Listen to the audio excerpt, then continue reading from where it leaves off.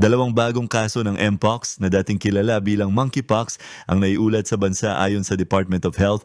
Ayon sa pahayag ng DOH, ang dalawang bagong kaso ay na-detect sa Metro Manila. Dahil dito, umabot na sa 12 ang total na kaso ng Mpox sa bansa mula noong July 2022.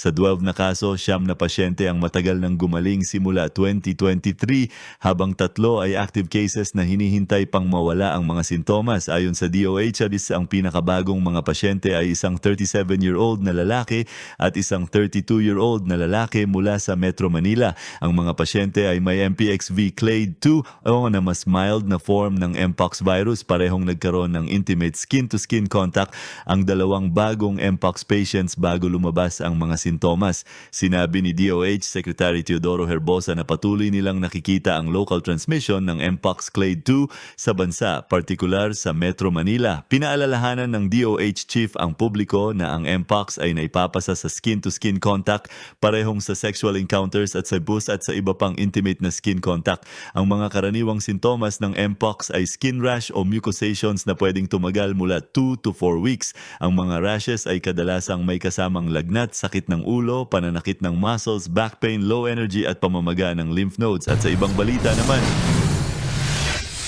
si Sheila Go ay nakalayo sa Pilipinas kasama ang kanyang kapatid na si dismissed Bamban Mayor Alice Go at ang kanilang kapatid na si Wesley Go gamit ang isang maliit na bangka. Sa pagdinig ng Senate Subcommittee on Justice and Human Rights, inamin ni Sheila sa mga senador matapos siyang tanungin kung paano sila nakatakas palabas ng bansa. Sakay kami ng van tapos dinala kami sa maliit na bangka, sabi ni Go. Sinabi niya na hindi na niya maalala ang ibang detalye ng kanilang pagtakas kasama na ang mga driver at plate numbers ng mga sasakyan na ginamit nila. Sasakay kami lang po sa dagat. Ito lang po kasi galing kami sa bahay. Tapos may sunto sa amin na isang sasakyan. Saan kayo dinala? Anong klaseng sasakyan? Van. Van. And then, saan nga kayo dinala? Hindi ko alam kung sa yung lugar. Anong klaseng boat? Yung sabi niyong boat na sinakyan niyo? Yung maliit na puti. Pero nang tanungin kung sino ang mga kasama niya, sumagot si Sheila. Ilan daw kayo van? sa van?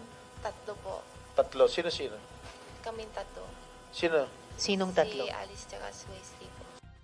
Matapos sumakay sa maliit na puting bangka, lumipat sila sa isang fishing ship at pagkatapos ay sa isang maliit na asul o berdeng bangka na dumiretso sa Malaysia. Si Sheila, kasama si Alice at business associate na si Cassandra Ong, ay nahuli sa Indonesia noong August 21 at agad na dinala pabalik sa Pilipinas noong August 22. Hindi kasama si Alice noong nahuli sila. At sa ibang balita naman, sinabi ng Philippine National Police na hindi sila aalis sa Kingdom of Jesus Christ compound sa Davao City hanggat hindi naaaresto si Pastor Apollo Quiboloy. Sa isang radio interview, sinabi ni PNP spokesperson Colonel Jane Farda na isang hanggang 2 araw ay hindi sapat para maghanap kay Quiboloy sa Kingdom of Jesus Christ compound. Dagdag pa niya na ang PNP ay sumusunod sa legal na mga protocol sa pagsisilbi ng arrest warrant laban kay Quiboloy at sa iba pang miyembro ng sekta. Halos 2,000 na miyembro ng PNP ang nagsagawa ng raid sa 30-hectare Kingdom of Jesus Christ compound mula noong August 24. Sinabi ni Farda na malapit na nilang matagpuan ang entrance ng bunker ng compound ni Quiboloy. Nauna nang sinabi ni Davao Police Regional Police Chief Brigadier General Nicolas Torre III na pinaniniwala ang nagtatago si Quiboloy sa loob ng Kingdom of Jesus Christ compound. Si Quiboloy at 5 pang iba ay nahaharap sa mga kaso ng child abuse sa harap ng Davao City Court. Meron din siyang standing arrest warrants para sa human trafficking na inisyu ng Pasig City Court. At sa ibang balita naman, ikinuwento naman ng aktor na si Sandro Mulak sa isang pagdinig sa Senado kung paano siya minolestya at tinuruan gumamit ng iligal na droga ng kanyang mga umano'y abusador. Ang dalawa niyang sinasabing abusador ay sina Jojo Nones at Richard Cruz, mga independent contractors ng GMA Network. Sa pagpapatuloy ng Senate Committee on Public Information hearing tungkol sa kanyang kaso at iba pang mga umano'y pang-aabuso sa industriya ng entertainment, inulit ni Mulak ang kanyang naunang pahayag, sinasabing nangyari ang insidente pagkatapos ng GMA Network Gala Night noong July 20.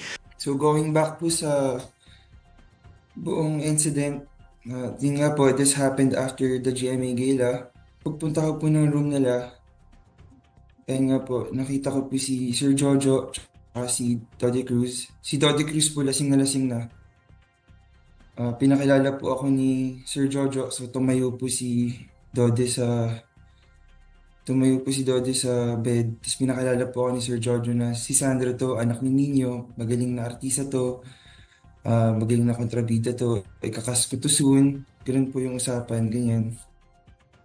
Si Richard Cruz ay wala sa pagdinig dahil siya ay nakakonfine sa St. Luke's Hospital sa Taguig dahil sa gastrointestinal bleeding ayon sa kanyang abogado. Ito ang mga balitang kailangan mong malaman ngayong araw at ito ang News Normal PH, ang balitang kumalat na parang virus.